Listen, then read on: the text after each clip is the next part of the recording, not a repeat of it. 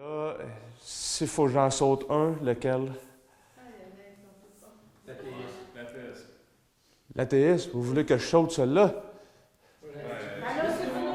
C'est mon préféré. Le bouddhisme, l'islam, ou je vais essayer de faire un survol quand même. Je vais essayer de vous faire une... Je vais essayer de faire une synthèse. La synthèse, c'est bouddhiste. Ben, bouddhiste, ouais. Oui, le bouddhisme... Mais c'est tellement intéressant. C'est parce que le bouddhisme, c'est ça, ils sont tous intéressants. Moi je sauterais l'islam, là, mais pas parce qu'il n'est pas intéressant. C'est parce... Ouais, c'est ça. Mais l'approche que je vais avoir, je vais essayer de... Là, ça filme-tu, ça? Oui. Oh. Je pensais qu'on ne devait pas commencer. On va faire du montage. Hein. Ouais, c'est ça. Pas de couper au montage. Oui, ben moi, je ne sais pas si... Dans le fond, je vais essayer de vous faire une petite synthèse sur les différentes pensées et des questions qui sont soulevées face aux chrétiens.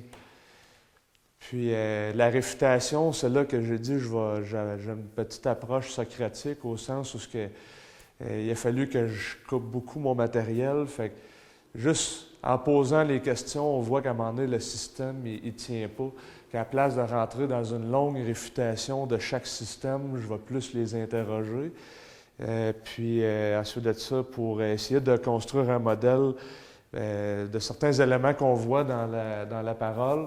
Et là, il y a plusieurs façons de répondre à la question de la souffrance. On en a eu tantôt. Et là, dans le fond, c'est 4 éléments synthèse que j'utilise souvent, que j'essaie de ramener en perspective. Et là, je vais l'illustrer avec Job, mais ça finit toujours par l'Évangile avec Jésus. Mais vous pourriez prendre complètement une autre situation puis ramener les éléments, et ça nous donne notre plan. Vous mettez vos arguments là-dedans. Donc, Dieu a-t-il une barbe? La réponse unique de l'Évangile à la souffrance sur le supermarché des croyances d'aujourd'hui. C'est un titre d'un article que j'ai trouvé quand je bouquinais dans une librairie, puis je vois en gros dans une revue de philosophie et culture, Dieu a-t-il une barbe? Et là, je dépoussière ça dans l'arrière, puis là... Et l'article commence comme ceci. Dieu est-il encore croyable? Le Dieu des chrétiens et du Coran, mais il va s'attarder beaucoup plus aux chrétiens que le Coran, parce qu'on est les seuls à revendiquer un Dieu d'amour autant que ce qu'on le fait, donc il va marteler sur nous. Donc, le Dieu des chrétiens et du Coran qui fait alliance avec des hommes, il parle par des prophètes, s'irrite, ressent de la pitié, punit les méchants et récompense les justes dans l'au-delà. Ce Dieu-là, on le représente le plus souvent avec une barbe généreuse. Or, c'est justement son humanité qui lui fait perdre sa légitimité. C'est une grosse question. Est-ce que notre Dieu est devenu trop humain, trop comme nous finalement, que lui ici, quand on le met dans le portrait, il est complètement incapable de répondre à la question de la souffrance. Et cet article-là poursuit, et là, c'est pas long, hein? Là, ils se mettent à argumenter, puis là, il n'est pas connaissable, il est trop personnel, et puis là, il se lance dans une discussion sur les études de la religion. Est-ce qu'on cherche autre chose? On cherche une autre conception de Dieu qu'on ne semble pas trouver dans le Dieu judéo-chrétien. Et puis là, la question qui tue, en fin de compte, ce qui amène la réflexion, puis on va la lancer directement, il en arrive à ceci. Les atrocités du 20e siècle rendent difficilement crédible l'idée d'un Dieu bon qui prend soin de ses enfants. Peut-on encore croire en la providence divine après Auschwitz? C'est ça la question. Et Auschwitz et la Deuxième Guerre mondiale, avec quasiment 50 millions de morts au total, semble être la pierre d'achoppement pour qu'on puisse réfléchir à grande échelle comment qu'on rejette Dieu. De façon individuelle, c'est pas ce qui fait qu'on rejette Dieu. La question de la souffrance devient beaucoup plus personnelle. Tu sais, je pense à mon directeur d'internat quand j'ai fini mon baccalauréat. Pour lui, Il a vu son frère se noyer en avant de lui à l'âge de 27 ans. Il tendait la main et il n'a pas été capable de le rattraper. Pendant que je faisais mon internat, il a perdu sa mère. Et après ça, pas longtemps avant, il avait perdu son frère qui le suivait pendant 2 ans. C'est lui qui donnait les médicaments. Il avait une maison jumelée. Et puis, c'est lui qui allait lui donner les soins pendant 2 ans. Et puis, ensuite de ça, 1 mois après, je pense qu'il a perdu sa mère. Et là, à la fin de mon stage, il a su que j'étais chrétien. Puis là, il en arrive à poser la... « Ah ouais, t'es chrétien, t'es un scientifique. » Puis t'es tellement minutieux. Puis lui, il était surpris parce que j'étais méticuleux dans mes affaires. Puis un moment, je l'ai regardé après avoir débattu de la biologie. Je lui ai dit, écoute, ce qui t'empêche de croire en Dieu, c'est pas la possibilité de Dieu, c'est Dieu est bon, pourquoi qu'il est mon frère, pourquoi? Et ça devient rapidement personnel. Mais les philosophes nous l'amènent avec Auschwitz, parce que là, c'est flagrant, ça devient une statistique, tu sais, 56 millions de morts. Tu sais, déjà, on est rendu dans l'extrême, tu sais. Et là, ils se servent de ça. Et dans les débats, bien, on va souvent commencer par faire une longue liste de choses mauvaises, puis on dit, bien, si Dieu est bon, regarde, il ne peut pas tolérer telle chose. Et au niveau personnel, c'est la même chose dans un autre contexte. Et je vais essayer de dresser un portrait d'une réponse qui renie pas l'émotion, mais en même temps qui donne une réponse qui peut amener à une réponse. Et évidemment, il y a bien d'autres façons de pouvoir poser la question, mais j'en ai choisi une. Et commençons par le bouddhisme, parce que dans le fond, c'est pas exclusif aux chrétiens. Tu sais, je veux dire, c'est facile de dire Dieu, OK, je le rejette, puis je passe à l'athéisme, ou au bouddhisme, ou à l'islam, ou peu importe. OK, mais je suis en droit de poser la question, toi, comment tu l'expliques? Tu sais, parce que tu m'accuses, mais en même temps, tu dois avoir trouvé une meilleure réponse parce que tu me rejettes à cause de ça. Donc, il faut que tu donnes une réponse convenable aussi. Et le bouddhisme, ça fonctionne-tu? J'ai aucune idée de comment ça fonctionne. Oups, bon, j'ai tout. Alors, pour le bouddhisme, eux, évidemment, j'imagine que vous êtes un petit peu moins à l'aise avec le bouddhisme. De façon personnelle, j'ai fréquenté le bouddhisme avant ma conversion, parce que je suis dans le milieu des arts martiaux. J'ai un club de judo aujourd'hui à moi, donc pour moi, c'est quelque chose que je fréquente souvent, et c'est quelque chose que j'ai touché avant ma conversion aussi. Pour lancer la table, voici ce qu'un auteur a dit quand j'ai suivi un cours d'introduction à l'étude des religions, et la première page de son livre, il disait ceci.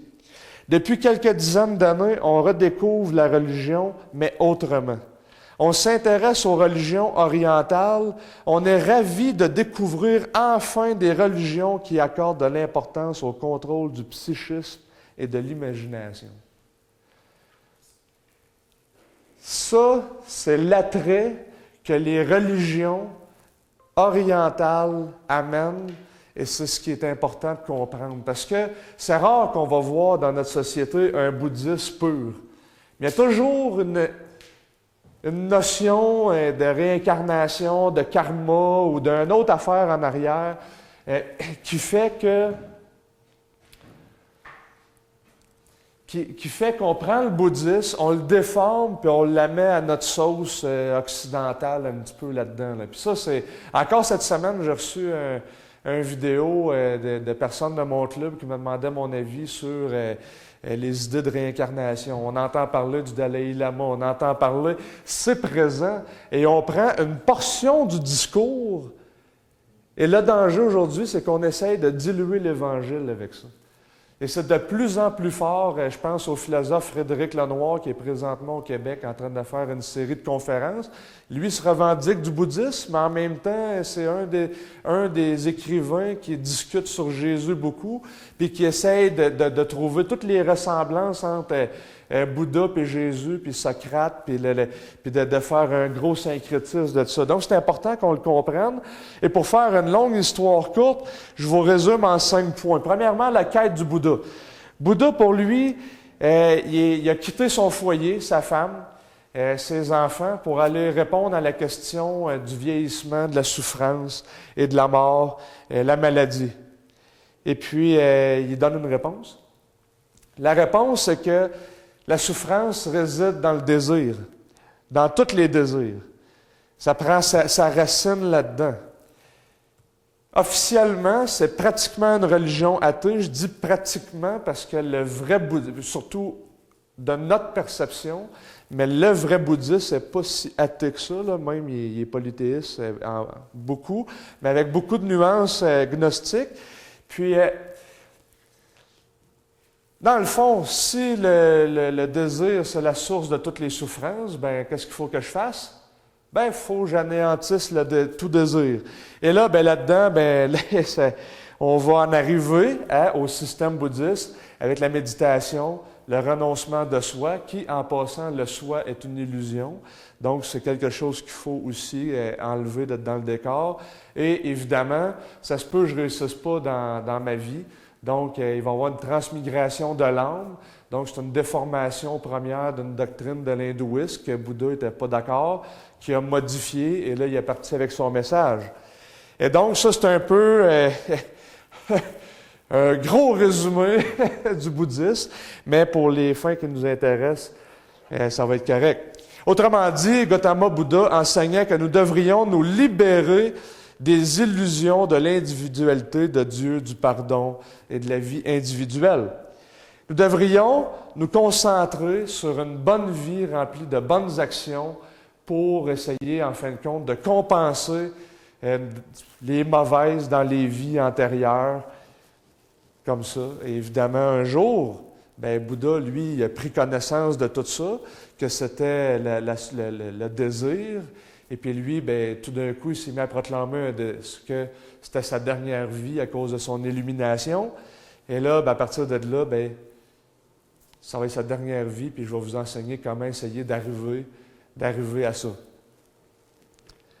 Donc, si on éteint tous nos désirs et qu'on se détache de nous-mêmes et de nos désirs et de toutes les relations, ben, nous pourrons compenser tous les actes et les pensées impures.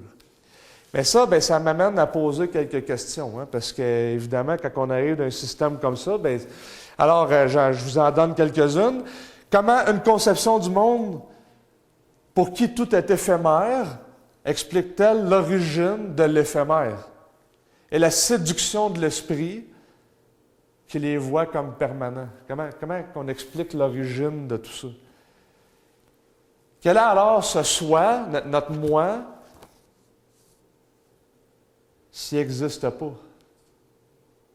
Donc, comment je peux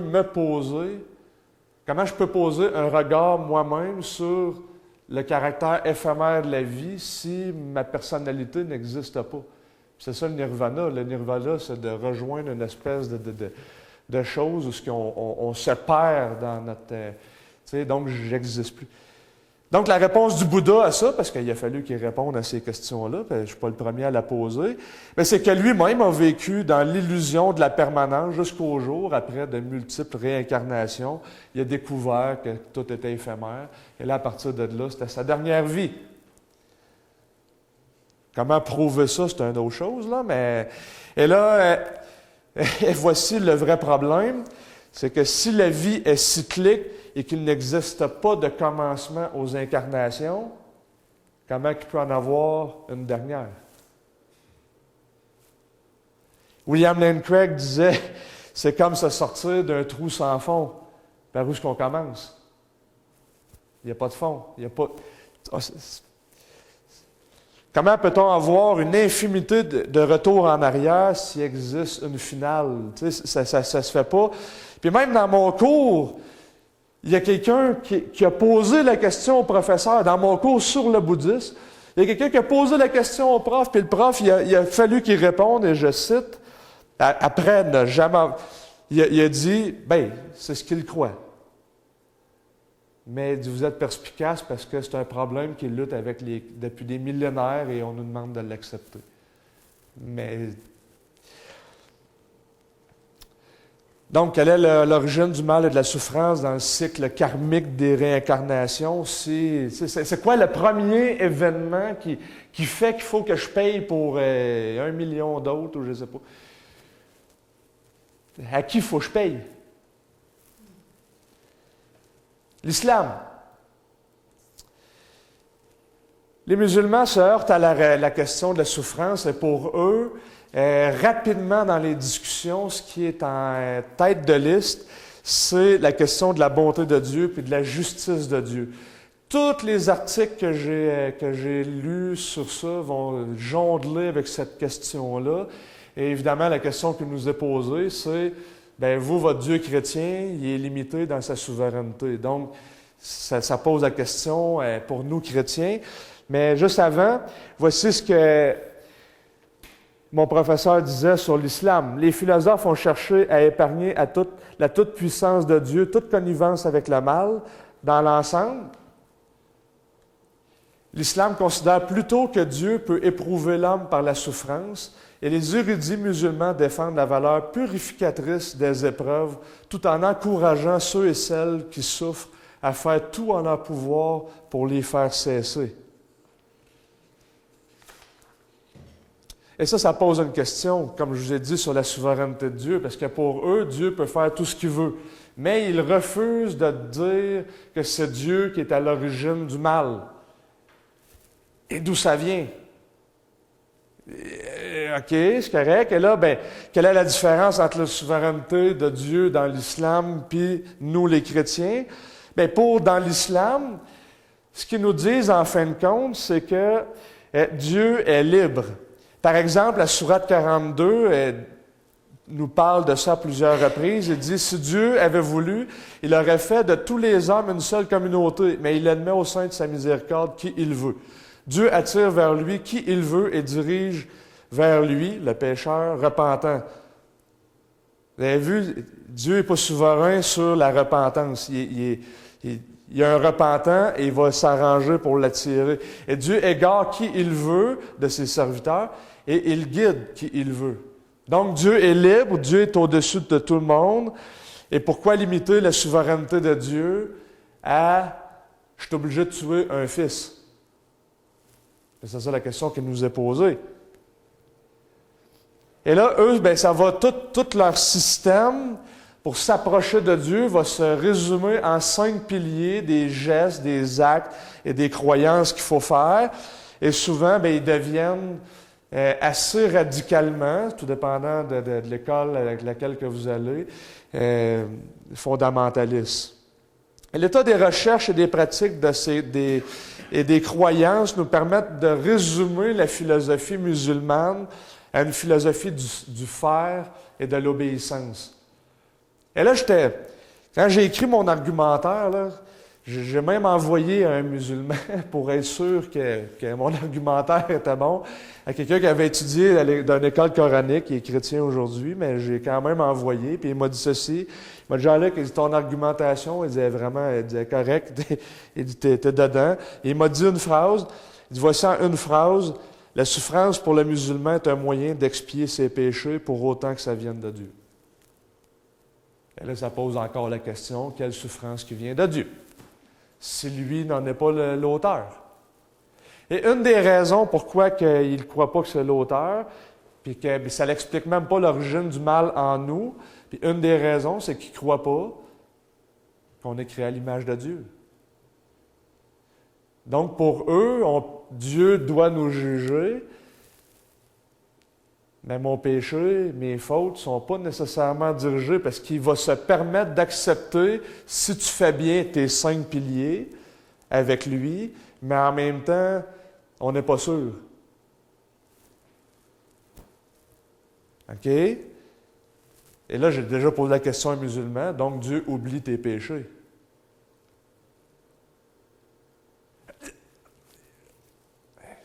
Là, je résume la discussion, mais en fin de compte, c'est ça.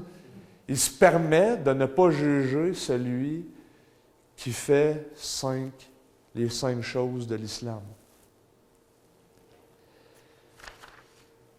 Eh bien, moi, j'ai une question aussi à poser à eux. C'est comment Dieu juste peut-il laisser impuni des péchés qui est dirigé vers lui? Il serait injuste de ne pas te punir. Et donc, être juste et sauver des personnes, c'est de le faire d'une façon qui préserve la justice de Dieu, qui démontre une passion pour sa propre gloire, parce qu'il peut pas ne laisser des humains dire que lui il est tout petit. Donc, il faut qu'il soit juste. Donc, c'est d'élever quelque chose qui va être à la hauteur de sa propre personne. Et ça, c'est pas fourni dans l'islam. Là, vous me voyez venir, là, mais... L'athéisme est mon préféré. Les athées, je les aime. En fait, je les aime tous, mais les athées, la chose la plus regrettable que je trouve, c'est qu'ils ne vont souvent pas au bout des conséquences de leur philosophie. Alors, prenons Stephen Jay Gould. Qu'est-ce que ça ressemble si Dieu n'existe pas? Paléontologue, voici ce qu'il dit. Nous sommes ici parce qu'un groupe particulier de poissons avait une nageoire avec une anatomie particulière qui pouvait transformer en jambes pour devenir des créatures terrestres. Puisque des comètes ont frappé la Terre et anéanti les dinosaures, donnant ainsi aux mammifères une occasion qui n'aurait pas été disponible autrement. Merci à notre bonne étoile dans son sens littéral. Puisque la Terre n'a pas gelé entièrement durant l'ère glaciaire, parce qu'une petite et fragile espèce montant en Afrique il y a un quart de million d'années a réussi jusqu'ici à survivre par tout moyen nécessaire. Nous désirons peut-être une réponse plus élevée, mais il n'y en a aucune. Cette explication, bien que superficiellement troublante, si ce n'est terrifiante, est finalement libératrice et exaltante. Êtes-vous exalté? Et là, depuis quelques années, on voit qu'il y a des philosophes comme Richard Dawkins qui publient des livres. Et le livre, entre autres, là, qui a fait un canon, qui a été publié en français aussi, c'est « Pour en finir avec Dieu ». Mais on oublie souvent dans nos discussions de dire que lui en avait contre la religion, parce que dans le chapitre 2 ou 3, il mentionne que lui-même il a été violé par un prêtre, donc tout le reste, c'est... Mais quand même... Pour lui, pour en finir avec Dieu, il mentionne que son argument principal contre Dieu est au chapitre 6. Alors là, ça m'a intrigué, alors je suis allé voir le chapitre 6, et il nous parle de la théorie de l'évolution. Bon, à cause que l'évolution est vraie, tout le reste est faux. Bon, c'est correct. Mais en même temps, il a publié dans un autre livre qui n'est pas en français, mais qui résume bien sa pensée, River Out of Eden. Je vous l'ai traduit en français. Si l'univers n'était que des électrons, le problème du mal ou de la souffrance n'existerait pas. Au contraire, si l'univers n'était que des électrons et des gènes égoïstes, des tragédies sans raison, telles que cet accident d'autobus, parce que là, il réfère à un accident d'autobus où il y a eu des enfants qui sont décédés, sont exactement ce à quoi nous devrions nous attendre, tout autant que tout événement chanceux qui pourrait nous arriver. Un tel univers ne serait ni mal, ni bon en intention. Il ne démontrerait aucune intention de quelque sorte que ce soit. Dans un univers de force aveugle physique et de réplication génétique, quelques personnes vont être blessées, d'autres vont être chanceux, et on ne s'attendrait pas à y voir de sens ni de justice. L'univers que nous observons a précisément les propriétés dont nous nous attendrions de lui s'il n'y a pas, au fond, de dessein, de but, pas de bien ni de mal, rien que l'indifférence aveugle et sans pitié. Comme le poète malchanceux Haussmann l'a exprimé, la nature sans cœur, sans raison, ne saura rien de ses troubles et ne se soucierait jamais. L'ADN ne sait rien et ne se soucie pas. L'ADN est, c'est tout, et nous dansons à sa musique.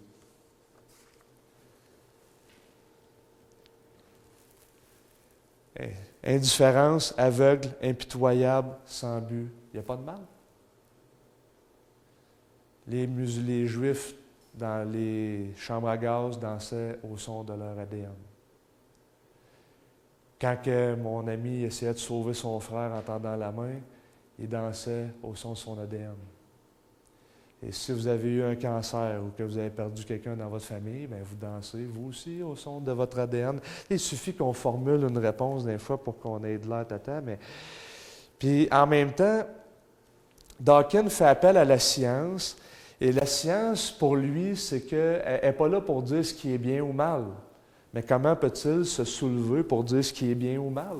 OK, et pour lui, si l'univers est dépourvu d'intention, pas de but et puis qui est aveugle, comment on peut décider que maintenant, c'est la religion qui est la source de tous les maux? Ben, c'est ça qu'il dit.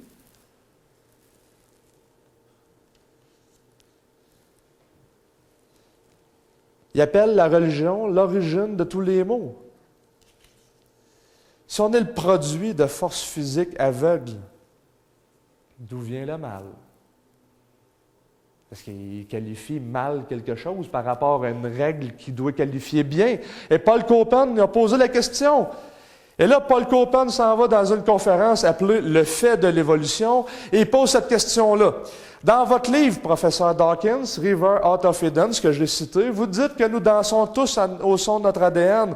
Si c'est le cas, cela signifie que la croyance en Dieu est produite en nous par des forces hors de notre contrôle. Sur quelle base, donc, vous dites que le naturaliste est plus rationnel que le théiste qui croit en Dieu si la force matérielle déterminée a planté en eux aussi ce processus hors de leur contrôle? Et Dawkins a répondu avec son accent britannique, parce que c'est un Britannique, « I suppose, je suppose que la science fonctionne. »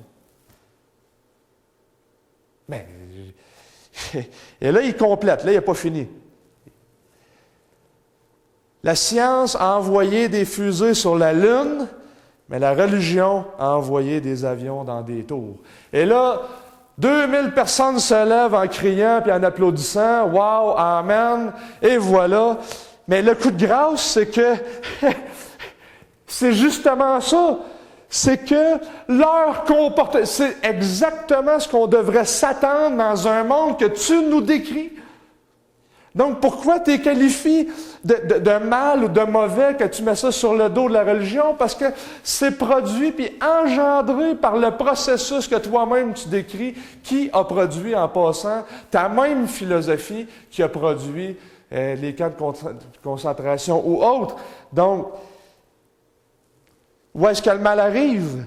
Rav Zacharias donne ceci, et là on s'en va vers le christianisme. Quand nous examinons le problème de la souffrance humaine, nous sommes face à un dilemme aux proportions cosmiques. Cette question soulève quantité d'autres. Et là, abordée sous l'angle d'une vision scientifique du monde, elle touche à l'argument du dessein. En d'autres mots, de même que le scientifique peut affirmer que l'œil est bien conçu, mais qu'il n'est pas parfait, le philosophe admet que dans une certaine limite, notre monde est bien ordonné, mais il lui trouve cependant un côté arbitraire en raison de la souffrance humaine excessive qu'il renferme. Dans l'œil du scientifique, le problème de la souffrance touche l'argument du dessein. Si on provient d'une cause amorale, comment formuler la question en termes moraux? L'élever la question en termes de pourquoi, c'est l'amener au niveau de la moralité. Mais comment tu le justifies si on est le produit de force aveugle qui n'est pas... Autrement dit, le mal et la souffrance supposent un état de choses différent. On le voit, on l'a vu tantôt, on voit qu'il y a quelque chose qui ne fonctionne pas. Ça nécessite un plan, un point de départ de quelque chose qui devrait être, mais qui maintenant n'est plus. Et c'est ce qu'on décrit. Et dans un processus comme ça, je lisais hier ou avant-hier, quelqu'un qui amenait l'argument, il dit, tu sais, si vous dites qu'il y a une origine à l'univers, bien, ça vous embarrasse parce que ça vous amène à l'idée qu'il y a un créateur. Mais vous voulez nier ça. Alors, vous recherchez encore la possibilité de redire qu'il est éternel avec la physique quantique ou autre. Mais dans un processus comme ça, l'évolution, dans une infinité de temps, aurait fait en sorte que, aujourd'hui, ça serait parfait. Puis que ça l'aurait réglé toutes ces questions-là. Donc, c'est un peu la preuve que votre système de pensée aussi ne fonctionne pas. Donc, vous ne pouvez pas le ramener au niveau de l'éternité, parce que, pourquoi qu'il y aurait encore du mal et de la souffrance? Ça l'aurait été enrayé avec une infinité de... Le problème de la souffrance, en fait, il est observé dans toutes les religions. On nous accuse parce qu'on nous dit « Vous avez un Dieu d'amour, puis tatata, puis tatata, puis oh, c'est correct. » Mais en même temps, comment que vous l'expliquez? Moi, j'ai oublié de... Si on cherche à résumer ce que la Bible dit, évidemment, il y a plusieurs façons. Moi, dans tous les conférenciers, là, je suis probablement le moins philosophe de la gang. J'avoue, désolé. Mais en même temps, je ne peux pas tout défendre aujourd'hui, okay, mais je veux vous donner un modèle dans lequel on pourrait amener chaque argument pour défendre chaque point. Mais en même temps, vous allez voir la ligne de pensée. Je vais défendre quelque chose aussi, mais ça donne un peu un plan où ce qu'on peut amener les personnes à réfléchir sur ça. Et j'aimerais l'illustrer avec... tout le monde connaît le récit de Job? Job. Donc, je ne suis pas obligé de faire un portrait de ça. Et en fin de compte, au chapitre 10, Job pose la question « Pourquoi? » Tu sais, fait que ça ne date pas d'hier. Là. Bouddha se l'a posé, puis Job aussi. Puis il y a plusieurs façons d'approcher le sujet. Tu sais, il y a l'approche émotionnelle. Tu sais, quelqu'un qui arrive en avant de toi, puis qui dit « Là, j'ai perdu mon enfant. » Puis là, tu sais, bon, c'est très émotionnel. Puis des fois, là, ça ne prend même pas de réponse. Tu sais, je dis, moi, mon père est décédé, puis quand ma mère était là, puis... Et je disais, à un moment donné, j'avais beau essayer de rentrer dans toute la théologie de la souffrance à partir de la Genèse, puis tout y expliquer, mais à ce moment-là, là, on la serre dans nos bras, puis on se rend disponible et vulnérable. Puis il y a l'approche très intellectuelle, tu sais, très philosophique, tu sais, avec des points très précis. Et l'émotion nous met souvent dans une position qui nous amène à ne pas être cohérent. Tu sais, et on amène beaucoup d'attaques. Puis ce qu'on voit, c'est qu'on a tendance à revenir à l'intérieur de nous. Tu sais, ça nous amène encore... Puis c'est beaucoup plus facile de s'éloigner de Dieu dans la souffrance. Pas plus facile. On nous accuse que, lui, il a la foi, c'est facile, il a vécu des choses difficiles. Puis, ouais, mais si c'était si facile que ça, là, tu croirais, puis toi aussi, puis toi aussi, puis toi aussi. Fait que c'est pas si facile que ça. Ça a la tendance naturelle à nous ramener à l'intérieur de nous. Puis Job, là, dans un chapitre, là, à 32 reprises, il répète « je me, moi », puis tout ça. Puis là, écoutons, quelqu'un va me donner une réponse convenable, parce que ses amis, ben, ils répondent pas à la question. Et là, Dieu va se révéler au chapitre 38. Et là, il y a des éléments qu'on voit dans le discours que Dieu fait à Job, qui, en passant, c'est le discours le plus long de la Bible sur la création. Il est plus long que la Genèse. Ça pose des questions intéressantes, mais et là, Dieu va faire une éducation socratique à Job.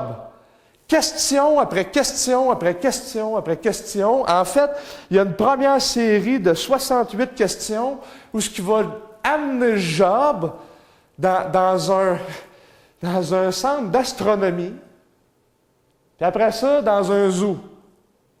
C'est ça qu'il fait, là. Et là, ben, le premier point que je veux amener de mon argumentation, c'est celui-ci. Puis en fait, c'est ce que j'ai fait avec les autres. C'est quoi le départ de la réflexion? Comment tu l'expliques? Et là, Dieu va poser des questions. Regarde, laisse-moi t'interroger, moi, Job. Tu penses que tu le sais, là, il va te poser des questions. Jésus fait exactement la même chose à plusieurs reprises dans le Nouveau Testament. On voit Jésus arriver, et puis là, OK, tu poses une question. Moi aussi, j'ai une question pour toi. Réponds-moi à ça, puis après ça, je vais répondre. Pourquoi? Pourquoi que Jésus fait ça? Et c'est important pour au moins deux raisons. Premièrement, c'est qu'il force le questionneur à justifier son propre point de vue. Deuxièmement, c'est qu'il donne le point de départ de la réflexion. Job, tu ne le trouveras pas en toi-même. T'arrêtes, tu regardes tes amis t'amènent toujours sur toi. Toi aussi, tu es toujours à l'intérieur de toi. En fin de compte, ce que Dieu dit, c'est ceci, c'est pourquoi te sers-tu de ton ignorance pour nier ma providence? C'est un peu ça. C'est un peu le plan de ma première section. C'est vous vous servez un peu de votre ignorance, vous mettez vos propres idées dans votre système pour essayer d'appliquer quelque chose sans regarder objectivement si Dieu il est là. Tu sais, peut-être qu'il y a une connaissance que nous autres, on n'a pas, puis que ce qu'on vit, nous autres, va produire plus de mal. Tu sais, je ne suis pas omniscient, je ne le sais pas. Mais en même temps, il remet le point de départ. Tu ne le trouveras pas en toi. Deuxièmement, bien, c'est qu'il tire ce que j'appelle l'argument de l'origine du dessein, ce qu'on appelle communément l'argument téléologique. la première série de questions que Dieu donne à Job, qui est celui qui obscurcit mes desseins par des propos dénués de connaissance. Donc, il demande de justifier son propre point de vue. Et là, ça part.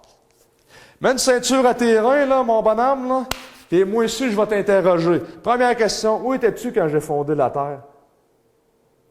Qui en a fixé les mesures? T'as-tu déjà vu la neige? Tu sais-tu comment on forme la neige? Tu sais-tu comment que la... Là, OK, attends un peu, là. Puis, et question après question après question, Job est forcé de voir qu'il y a quelque chose que Dieu est en train de diriger et que lui ne comprend pas. Force est d'admettre que Job il est fini en disant, ben écoute, j'ai aucune de ces réponses-là. Et de façon générale, l'argument téléologique veut montrer que l'ordre dans l'univers est le produit d'un dessein, ce qui implique un principe intelligent et ordonnateur.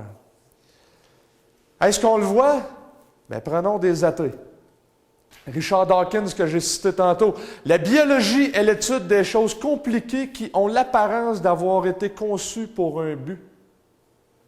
Francis Crick, lauréat d'un prix Nobel, co-découvreur de la structure d'ADN, a dit ceci: « Les biologistes doivent constamment se rappeler que ce qu'ils voient n'est pas le fruit d'un concepteur, mais plutôt de l'évolution. » Pourquoi?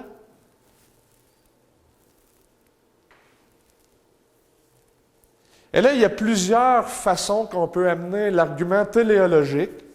Il y a une complexité dans l'univers, la complexité provient d'une cause intelligente. Bon, on peut jongler avec les idées. Et là, ben, je vais vous donner le mien. En fait, les deux miens, que vous ne trouverez pas dans les livres, que j'ai fait, que j'ai testé. Et le premier, c'est vraiment, j'ai vraiment été honnête, j'ai mis mon premier que j'ai construit il y a plusieurs années, que je testais avec un docteur en philosophie. Et je ne suis pas très philosophe, mais ça a été mon débat le moins long de toute ma vie. J'ai dit, j'aimerais ça que tu testes un de mes arguments, voir s'il est logique, tu sais, puis je voulais voir s'il se tenait debout d'un point de vue logique. L'intelligence peut produire, créer ou engendrer de la complexité. Toutes formes de vie sont complexes, je veux dire, c'est la définition de la biologie. Donc, la vie provient d'une cause intelligente. Et là, le philosophe m'a dit, tes propositions sont bonnes. Donc, la proposition 1 et 2 et la conclusion, les deux sont bonnes. La question maintenant, c'est, parce qu'on s'entend tous sur la deuxième, la question c'est, est-ce qu'il y a juste de l'intelligence qui peut produire, créer ou engendrer de la complexité? Bien, j'ai dit, c'est ça le débat aujourd'hui. Et là, rapidement, on en arrive à dire, la sélection naturelle agit sur ce qui existe déjà. Et le hasard, le hasard, ça n'a pas une force matérielle, ça n'a pas...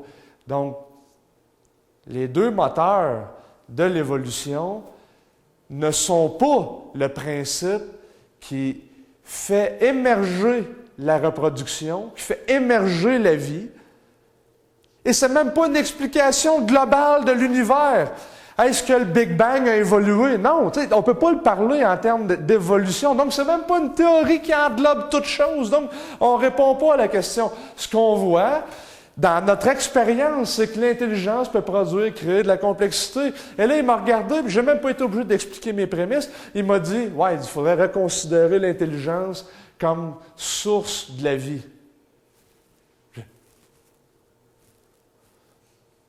Parler pendant 1h30, ça a pris 2 minutes.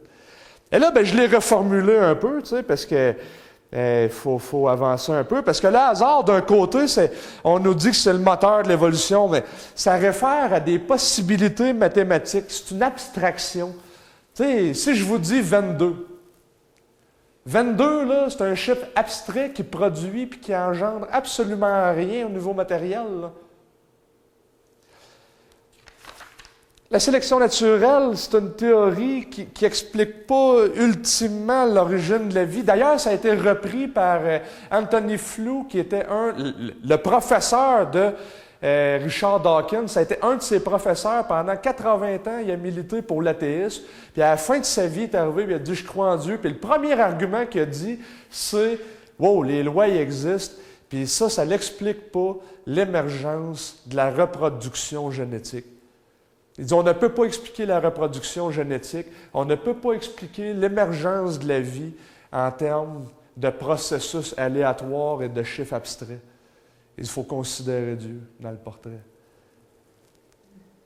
Et donc, à ce moment-là, on en arrive à mon deuxième. La vie provient ou est causée soit du hasard, de la sélection naturelle ou d'un architecte, un agent intelligent. La vie n'est pas le produit du hasard ni de la sélection naturelle, donc la vie provient d'une cause intelligente.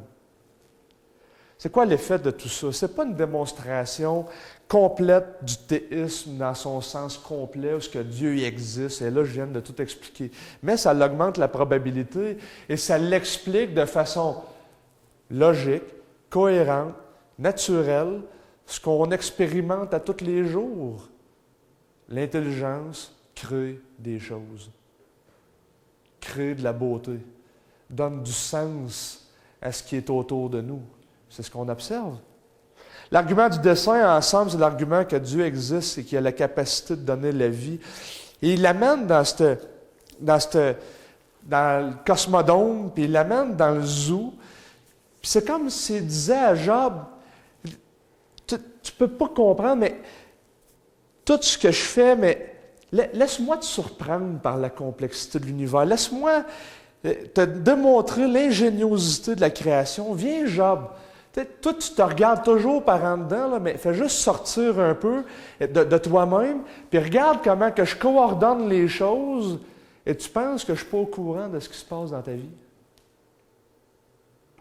Et là, après cette série de questions-là, Job se repent et il dit « J'ai parlé par mon ignorance, je m'en excuse. » Attends, je n'ai pas fini. Et là, il revient avec une autre série de questions pendant 2 chapitres.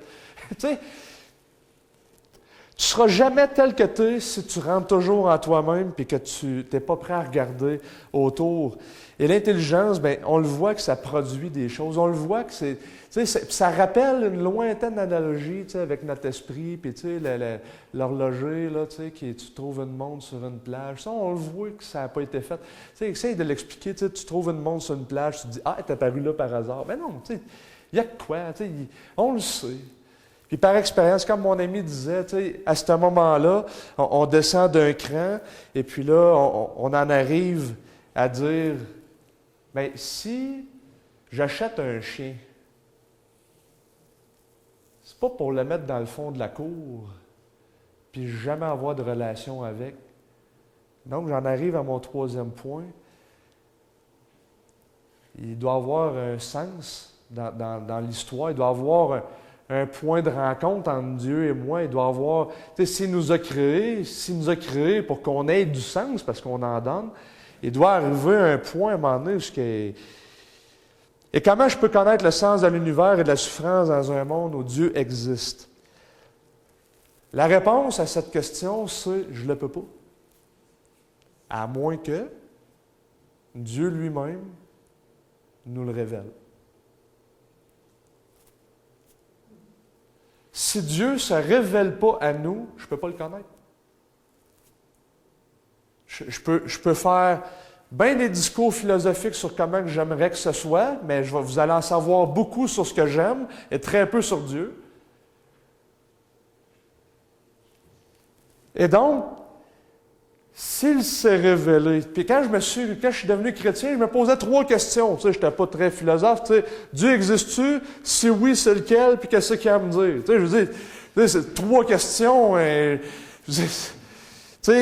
Mais oui, les chrétiens croient que Dieu s'est révélé, et mes arguments deviennent le contexte dans lequel on voit la structure du monde, puis on se dit, il y a une possibilité qu'ils entretiennent. Donc, est-ce qu'il y a des événements qui feraient en sorte que je pourrais dire, OK, là, je ne peux pas l'expliquer strictement en termes matériels, je ne peux pas l'expliquer strictement en termes philosophiques, il se passe quelque chose. Il se passe quelque chose. Et unanimement, on admet qu'avec Jésus particulièrement, il y a eu quelque chose. Même ceux qui l'ont tué disaient qu'il faisait des miracles. Ils ont admis qu'il est ressuscité. Et là, je ne vais pas rentrer dans un débat de la résurrection. Je vous invite à écouter la dernière conférence Action. Mais on a des évidences. Il y en a des évidences. Dallas Willard a dit ceci. Ce que nous savons, c'est que les esprits humains créent de façon standard pour un but et qu'ils conservent un intérêt actif dans les choses créées. Ils se sentent intimement investis et ils créent quand ils créent, et cela d'autant plus l'originalité. Et il n'est pas surprenant d'un modèle comme ça de voir que Dieu voudrait interagir avec nous autres. Et le christianisme n'est pas fondé seulement sur l'affirmation de l'existence de Dieu, mais sur l'affirmation supplémentaire que Dieu s'est révélé en Jésus. Et ce qui tourne autour de la vie de Jésus pointe. Tu sais, on peut poser la question, si Dieu venait sur terre, à quoi qu'on s'attendrait? Il nous parlerait du futur, il nous parlerait du passé, il nous révélerait des choses dans notre vie que personne ne sait, il ferait des miracles, il ferait des choses à partir de rien, comme au moment de la création. Et, quoi qu'on s'attendrait? Ça converge vers Jésus, puis le monde était surpris, puis était frappé à cause de ça. Et ça vaut la peine de l'écouter. Et donc, le sens du scénario débouche ultimement sur le centre du scénario qui est Jésus. On parle en termes d'histoire de l'humanité. On réfléchit en termes d'histoire. Job, il ne parle pas de Jésus. Tu sais, c'est probablement un des plus vieux textes de la Bible, ça relève de 1500 ans avant Jésus, mais Job reconnaît le besoin d'un médiateur. Dieu, si tu ne te révèles pas à moi, je ne peux pas savoir. Et il en demande un. Là, y a-t-il quelqu'un qui peut venir plaider ma cause? Puis si personne ne peut venir, moi y aller. Mais quand Dieu y arrive, là, qu'est-ce qu'il fait? Il ne dit plus rien. Et Job devient, à la fin, le médiateur pour ses amis qui n'ont pas compris.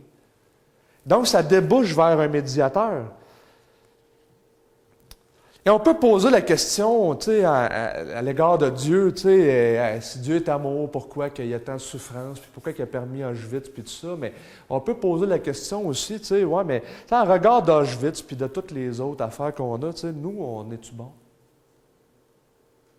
Et en posant la question, là, le christianisme devient non seulement intéressant, mais devient la meilleure réponse.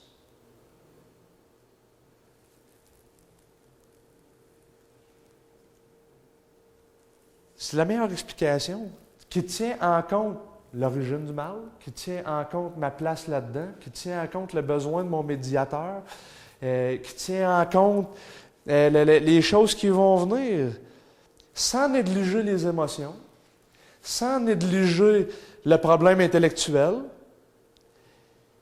Mais on peut se poser la question, à ce moment-ci, c'est quoi l'Évangile? C'est quoi cette bonne nouvelle-là? Parce que dans le fond, Jésus nous amène l'Évangile. L'Évangile, ça arrive à Jésus. Et mon plan de match aujourd'hui, c'était moins de regarder des arguments philosophiques pour montrer que, bon, si Dieu est bon, etc., etc., donc il y a une contradiction. On nous force à faire une contradiction. On nous force à faire un choix qui n'est pas utile. On nous force, puis de tout détruire l'argumentation. Tu sais, comme si Dieu ne pouvait pas être amour puis bon à la fois. Tu sais, t'aimes-tu mieux une belle femme ou une femme intelligente? Tu sais, pourquoi une femme ne peut pas être les deux en même temps? Tu sais, je dis, c'est comme un non-sens. Tu sais, il est soit amour, soit souverain. Pourquoi pas les deux? Tu sais, on nous amène dans des contradictions. On peut tout regarder ça. Mais la Bible se révèle beaucoup plus comme un récit dans lequel nous, on va se trouver et qu'on va trouver notre identité autour du centre de l'histoire, qui est Jésus. Et l'Évangile, en fin de compte, c'est cette bonne nouvelle de tout ce que Dieu a fait en Jésus, la croix et la résurrection, surtout. Et dans la question de la souffrance, bien, l'Évangile donne plusieurs réponses. Fait que, mes 4 points, il y a un point de départ, il y a un argument tiré du dessin. On voit qu'il y a un dessin. On peut le formuler à partir d'un texte d'humour qu'on a vu tantôt. C'est ce qu'Alex Farley y amenait. Il voyait qu'il y avait un plan. On peut le faire en termes scientifiques, je l'ai fait. Il y a un sens au scénario dans lequel nous, on est là, on perçoit, on le voit, on l'expérimente. Et le centre du scénario, on voit où ce que Dieu se révèle à une humanité d'une façon précise, qui converge vers un moment historique qui, en passant, on le date. Tu sais, on est en 2015 après Jésus-Christ, bien c'est ça. Tu sais, c'est tellement central dans l'histoire du monde qu'on en a fait, on reconnaît que c'est quelque chose de central. La croix exprime la séparation morale de l'homme d'avec Dieu. La croix est l'expression de l'amour de Dieu et de son pardon. Et de la justice, évidemment. Il élève quelque chose qui paye, qui est à la hauteur de sa personne, qui préserve sa gloire, mais qui justifie. Et le plus beau texte de ça, et là, si vous voyez mon côté preacher, là, mais c'est lui que Dieu a destiné comme moyen d'expiation pour ceux qui auraient la foi en son sang afin de montrer sa justice. Pourquoi il faut qu'il montre sa justice? Parce qu'il avait laissé impunis les péchés commis auparavant au temps de sa patience. Le péché, c'est directement relié contre Dieu, envers lui, et Dieu seul peut nous pardonner. Mon ami disait dans un de ses livres que quand j'offense quelqu'un, je perds le droit de déterminer la profondeur de sa blessure. Tu sais, j'essaie de te donner un coup de poing sur la gueule, là, tu sais. Mais ce que ça te fait à toi, tu as peut-être été violé, tu as peut-être été... Je ne sais pas, moi, tu sais. Et là, le pardon relève complètement de mon ami qui est là, de vouloir ou non me pardonner. Et si j'ai offensé Dieu en me mettant moi-même comme mon propre Dieu, puis en le mettant de côté, l'offense est vers qui? Elle est vers lui. Mais il relève de lui de vouloir ou non me pardonner. Mais il le fait d'une façon qui néglige jamais sa justice, qui néglige jamais sa sainteté et qui manifeste son amour et sa grâce en élevant quelque chose à la hauteur de son nom, c'est-à-dire lui-même. L'expiation ici, là, c'est être propice. C'est Dieu qui rend favorable Dieu. C'est ça.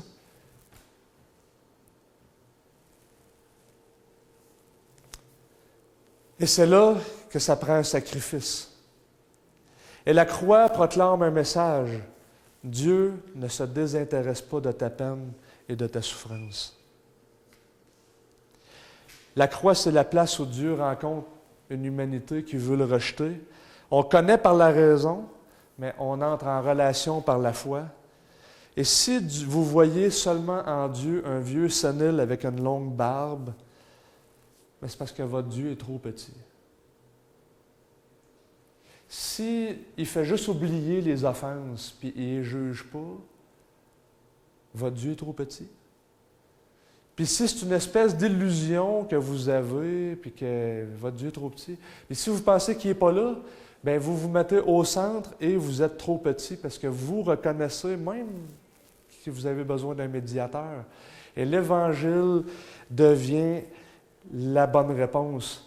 Et il devient vraiment unique dans sa description de l'être humain, en donnant une réponse perspicace, précise et accessible. C'est une démonstration de la justice comme médiateur, et en même temps, il donne une espérance. Et l'espérance n'est pas aveugle, elle est fondée sur des événements historiques, pas sur l'imagination. Puis elle nous rappelle que Jésus a vaincu la mort et nous donne l'espérance en Jésus que ce n'est pas terminé à la mort. Il faut terminer nécessairement par C.S. Lewis. Dieu murmure dans nos moments de joie, mais il tonne dans nos souffrances. La souffrance est son mégaphone pour réveiller un monde sourd d'oreilles. Il y a beaucoup plus de conversions au Congo, où ce qui souffre beaucoup plus, que nous au Québec. Et de façon statistique, on pourrait dire que notre plus grand problème, ce n'est pas la souffrance, c'est nos joies. Quand j'ai pas besoin, j'ai pas besoin.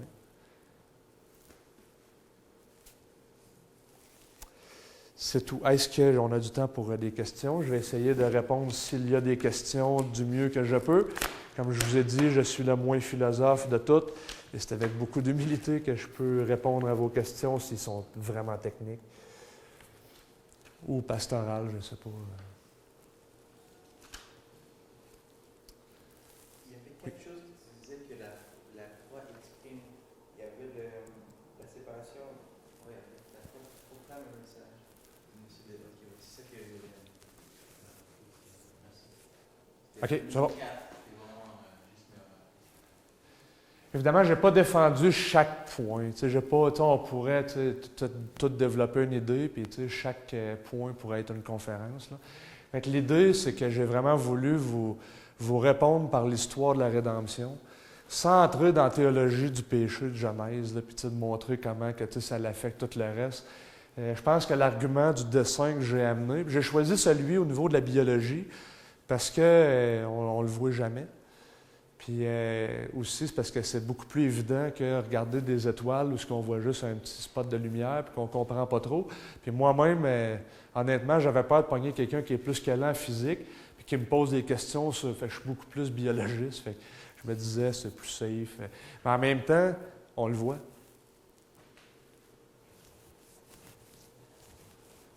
C'est soit que j'étais très clair, soit que vous dormez. Juste par curiosité, oui. Tu disais l'action de l'autre année. Là, sur la résurrection? Oui, c'est ça. Je ne l'ai pas vu encore, mais je suis curieux. Tu abordes ça de quelle façon? Elle était là, elle m'en a parlé tantôt. Mon approche est très biologique. Donc, la première chose pour que Jésus soit ressuscité, il faut qu'il soit mort. Fait que je regarde d'un point de vue biologique qui est vraiment mort sur la croix en tant que tel, d'un point de vue médical. Et ensuite de ça, je m'attarde un petit peu aux apparences et le discours qui est autour. Et j'amène des évidences qui vont démontrer qu'il y a quelque chose qui se passait et que même si on essaie d'appliquer des théories comme les hallucinations puis le reste, ça ne répond pas au bagage historique qu'on connaît autour de la résurrection. Et là, j'en nomme plusieurs, là, entre autres ce que j'appelle le facteur de Jérusalem, là, on reconnaît que c'est des femmes. L'émergence du christianisme s'est faite dans le milieu même où on l'a rejeté. Ensuite de ça, ceux qui l'ont tué, c'est eux autres qui ont émis la première hypothèse qui n'était plus là. Et ça, c'est pas contesté d'un point de vue historique. L'ensevelissement de Joseph d'Arimathée, il n'y a aucune théorie concurrente. Fait on sait qu'il était mort là. Et par les processus, on sait aussi qu'il était mort avant d'arriver là. Et je m'en vais comme ça. Et puis, suite à ça, ça touche aussi parce qu'on rejette la résurrection sur la base de... On refuse qu'il y ait un miracle. Donc, on se force à trouver quelque chose pour nier ça. Mais en même temps, pour moi, c'est comme l'argument le plus solide pour l'existence de Dieu. Et là, je l'amène comme un syllogisme. En 4 points, entre autres, on a vu un certain nombre de faits et d'évidences historiques concernant la mort, la vie et la résurrection. La meilleure explication de ces faits est que Dieu l'a ressuscité d'entre les morts. La proposition Dieu ressuscite Jésus d'entre les morts nécessite que Dieu existe, donc Dieu existe. Et c'est la seule théorie qui tient en compte de l'émergence de l'Église, qui tient en compte des témoins oculaires, la validité des documents, de la réalité historique de la mise à mort, qui tient en compte tout le reste, là, je peux dire qu'il est halluciné, mais on ne produit pas un système éthique fort quand quelqu'un a un délire. Ça n'explique pas qu'il y a plusieurs personnes de sources indépendantes. Bon, en tout cas, c'est un peu le plan de match que... OK. Donc, dans le fond, ton argumentaire, là, tu bâtis ça à partir des données bibliques. Donc, pour, mettons, prouver de façon médicale qu'il est ressuscité, tu vas prendre les données bibliques comme de quoi qu'il a été, mettons, percé sur le côté, que de l'eau. C'est ça, exactement. C'est ça. Donc, qui est un épanchement péricardique, puis Tu médicalement. reconnais que tu dois absolument commencer quand même à partir de la Bible. Pas nécessairement. Oui, dans un sens, parce que c'est notre donnée la plus fiable.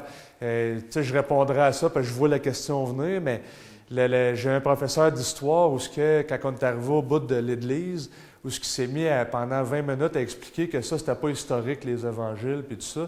Puis à un moment donné, il en arrive à parler de Jésus, puis là, il s'en va, puis il explique toute l'histoire.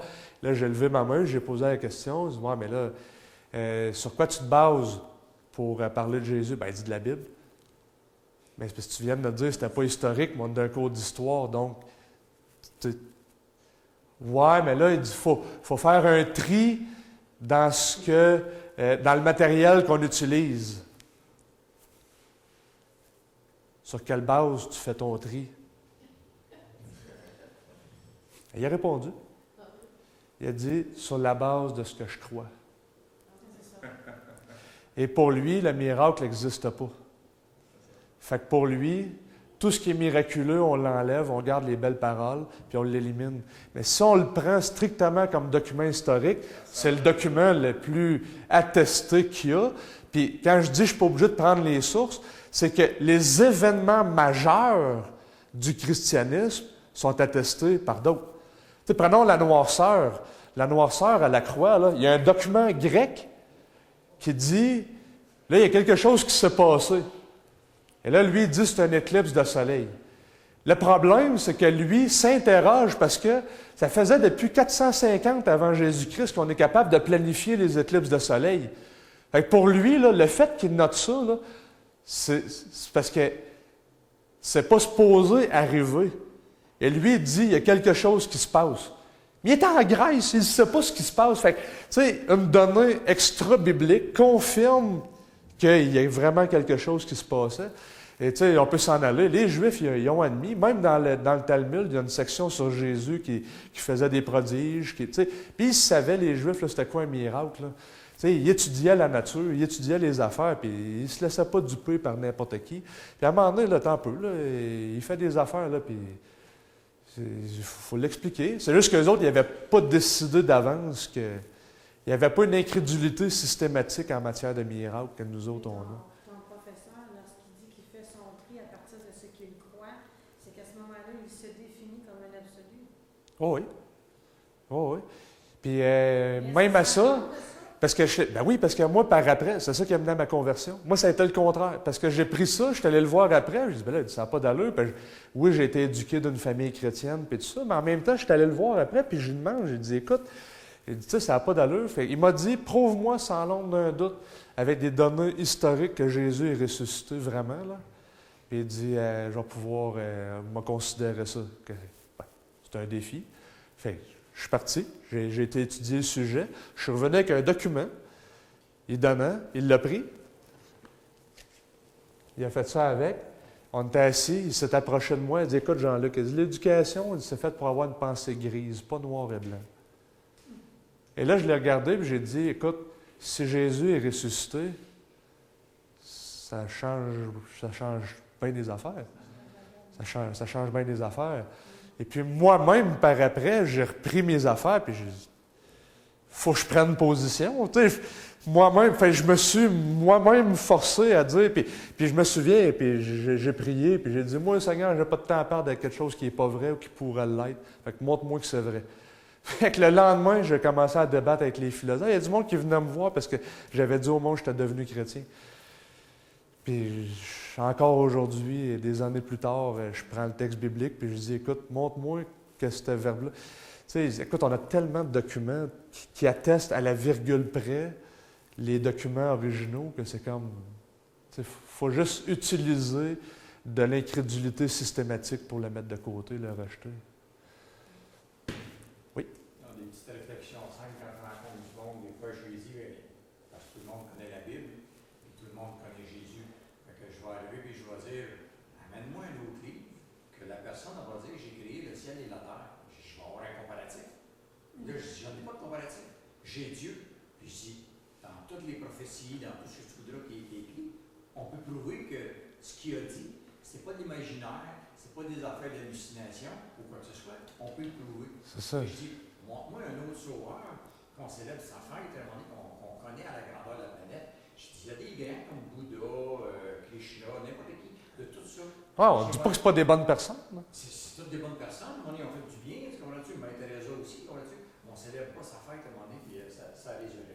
C'est ça.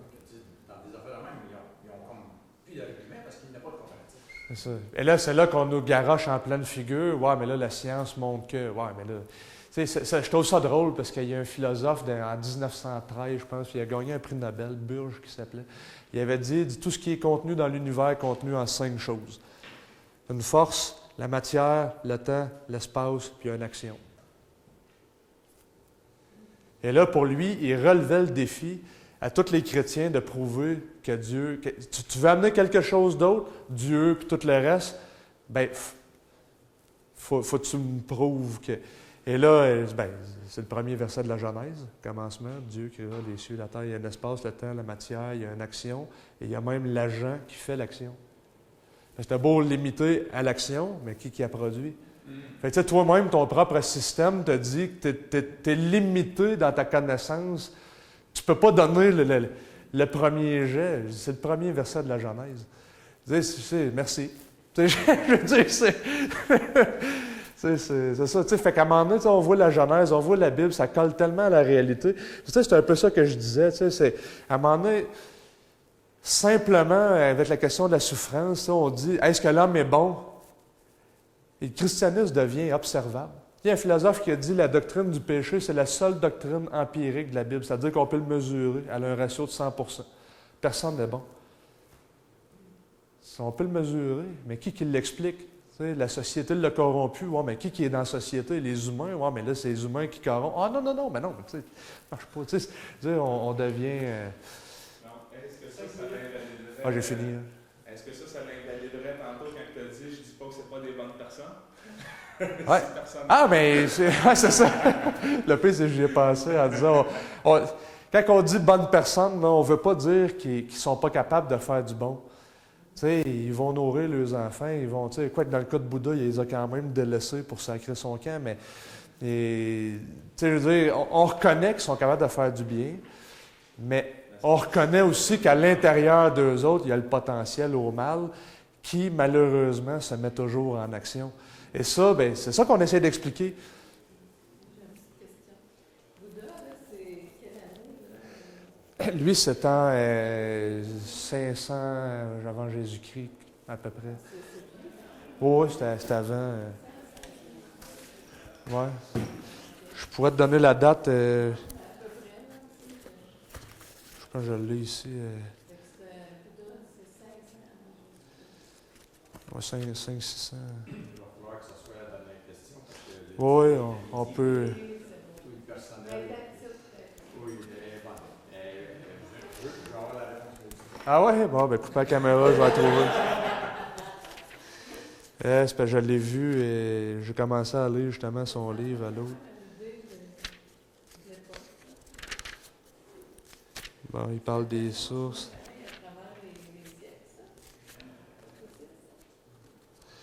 Oui, ben ça vient de l'hindouisme. Ça vient de l'hindouisme, 483. Avant notre ère, ouais. 600. Après. Merci bien, Marie. Ça fait plaisir. Merci.